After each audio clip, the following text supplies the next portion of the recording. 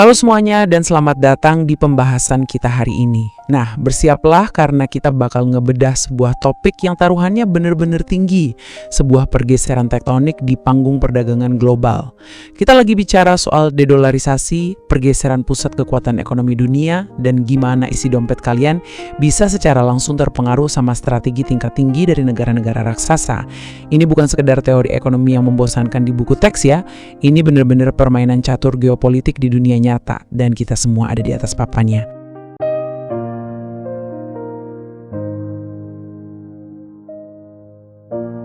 Oke, langsung aja kita masuk ke intinya. Kita mulai dari sebuah klimaks geopolitik yang sangat-sangat dramatis. Amerika Serikat baru-baru ini ngeluarin ancaman yang super serius ke 10 ekonomi utama dunia. Presiden terpilih Amerika Serikat, Donald Trump, dengan sangat tegas menuntut komitmen dari blok BRIS buat nggak bikin atau ngedukung mata uang baru yang bisa ngegantiin posisi dolar AS. Kalau mereka tetap nekat, ancamannya nggak main-main. Tarif impor sebesar 100%. Kalian bisa bayangin dampaknya.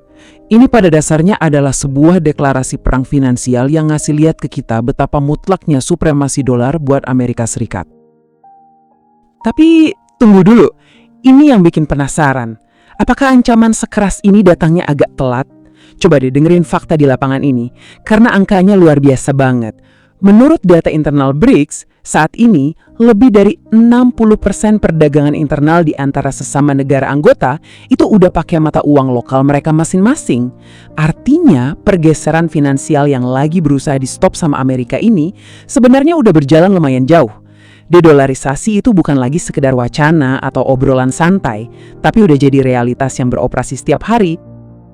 Memang sih gampang banget buat pusing sama jargon-jargon ekonomi makro. Tapi, mari kita tarik ini ke realita keseharian kita.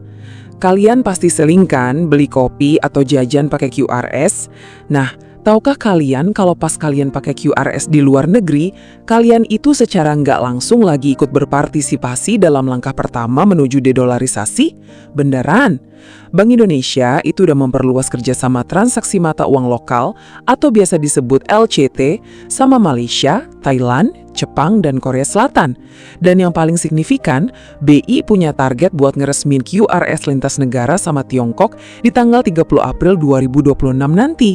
Uji cobanya aja udah tembus 1,64 juta transaksi dengan nilai sekitar 55 miliar rupiah. Jadi wisatawan atau pebisnis nggak perlu repot-repot lagi nukar uang mereka ke dolar es dulu. Praktis banget kan? Dan biar ada gambaran betapa masifnya pergerakan ini, transaksi mata uang lokal atau LCT di Indonesia itu melonjak drastis sampai 48,84% dari tahun ke tahun. Nilainya tembus 6,4 miliar dolar AS. Jumlah pelakunya juga naik 2 kali lipat. Dari yang tadinya sekitar 2.000-an, sekarang udah jadi 5.000 pelaku usaha. Ini ngebuktiin satu hal penting. Ada insentif ekonomi yang sangat nyata di sini. Efisiensi nilai tukar benar-benar ngedorong bisnis buat ninggalin dolar saat mereka dagang bilateral. Kenapa sih negara-negara ini kayaknya ngebet banget pengen menghindari sistem keuangan tradisional semacam SWIFT? Gini, biar gampang, bayangin SWIFT itu kayak sebuah kantor pos internasional raksasa. SWIFT ini sebenarnya nggak benar-benar mindahin uang kalian. Dia cuma ngirim pesan antar bank tentang siapa yang bayar siapa. Masalahnya, karena ini jaringan yang terpusat dan mayoritas nyebutnya dalam dolar, sistem ini ngasih Amerika Serikat dan sekutunya semacam kunci Inggris buat nyetop surat-surat tadi. Ingat kan pas konflik Rusia dan Ukraina meletus? Akses bank-bank Rusia ke jaringan SWIFT langsung diputus sebagai sanksi. Itu langsung ngelumpuhin perdagangan internasional mereka seketika. Nah, gara-gara ini, negara-negara berkembang mulai mikir, wah kita harus cari alternatif nih, sistem yang terdesentralisasi, di mana transaksi bisa beres langsung pakai mata uang lokal, tanpa harus mampir dulu ke bank perantara di Amerika. Jadi, poin krusialnya adalah, BRICS Pay ini bukan sekedar angan-angan atau ide di atas kertas. Ini adalah inisiatif real yang udah jalan, yang kebetulan terinspirasi dari sistem yang udah terbukti sukses banget, kayak teknologi transfer instan PIX dari Brasil. Tujuannya cuma satu, Menciptakan jaringan pesan pembayaran yang terdesentralisasi, nggak ada satupun bos atau otoritas tunggal yang ngendalian semuanya, sehingga kendali penuh dikembaliin ke tangan bank sentral masing-masing negara anggota.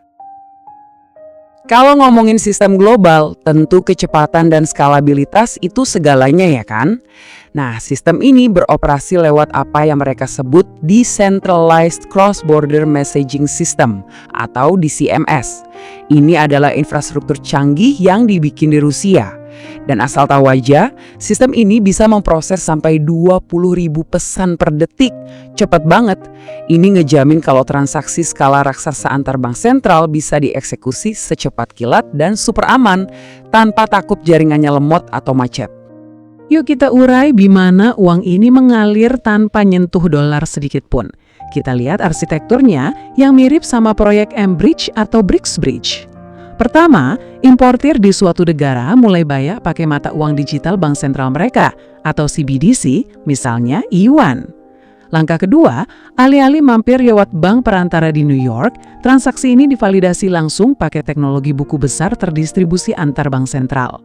Dan langkah ketiga, si eksportir di negara tujuan langsung terima pembayaran dalam nilai yang setara di mata uang lokalnya saat itu juga. Beres! Nggak ada konversi ke dolar, nggak ada pihak ketiga yang ikut campur. Kalau kita perhatiin, ini tuh bener-bener proyek kolaborasi tingkat tinggi. Kayak menggabungkan kekuatan super dari negara-negara raksasa berkembang.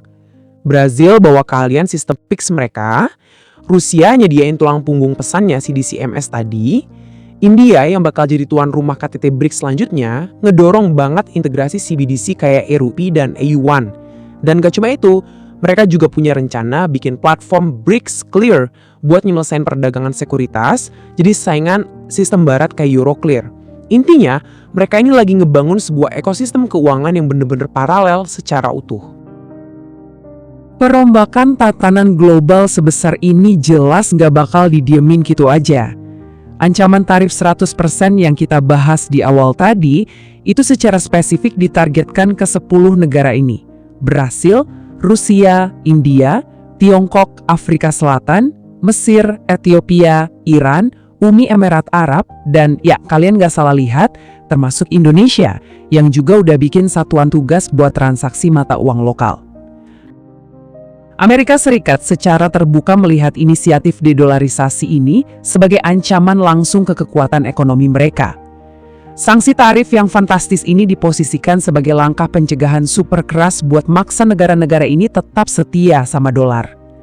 Kita lagi ngelihat sebuah perang finansial yang taruhannya luar biasa tinggi buat ekonomi ke-10 negara ini. Kita tentu ngelihat ini secara objektif ya, tapi faktanya nggak bisa dipungkiri, ketegangan saat ini lagi ada di titik puncaknya.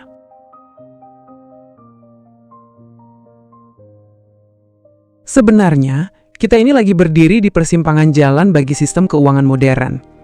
Ini adalah benturan ideologi soal gimana dunia ini seharusnya berputar. Dan ini diilustrasikan dengan sangat cantik sama Presiden Brasil, Luiz Inácio Lula da Silva. Beliau menegaskan bahwa dorongan dedolarisasi ini murni soal kedaulatan finansial absolut. Buat negara-negara BRICS dan mitra-mitranya, dominasi satu mata uang itu dipandang sebagai sebuah kerentanan. Mereka pengen ada arsitektur keuangan baru yang benar-benar mencerminkan realitas dunia yang multipolar. Dunia di mana nggak ada satu negara pun yang bisa mendikte atau mengunci jaringan perdagangan internasional seenaknya sendiri. Yang akhirnya ninggalin kita dengan satu pertanyaan raksasa. Dengan 60% perdagangan internal BRICS yang saat ini aja udah ngehindarin dolar, plus teknologi blockchain yang makin canggih tiap harinya, momentum perubahannya itu udah jelas kelihatan. Tapi, dengan adanya bayang-bayang ancaman tarif 100% dari Amerika Serikat, garis pertempuran juga udah ditarik dengan sangat jelas. Implikasinya ini nggak main-main loh, buat stabilitas global, inflasi, bahkan sampai ke harga barang sehari-hari yang biasa kita beli. Jadi menurut kalian gimana? Apakah Raja Dolar akhirnya bakal turun dari tahtanya? Atau jangan-jangan kita ini lagi berdiri tepat di ambang perang dagang paling masif di abad ke-21? Pastinya, kita bakal terus pantau isu panas ini. Terima kasih banyak udah gabung di pembahasan kita hari ini, dan sampai jumpa di analisis berikutnya.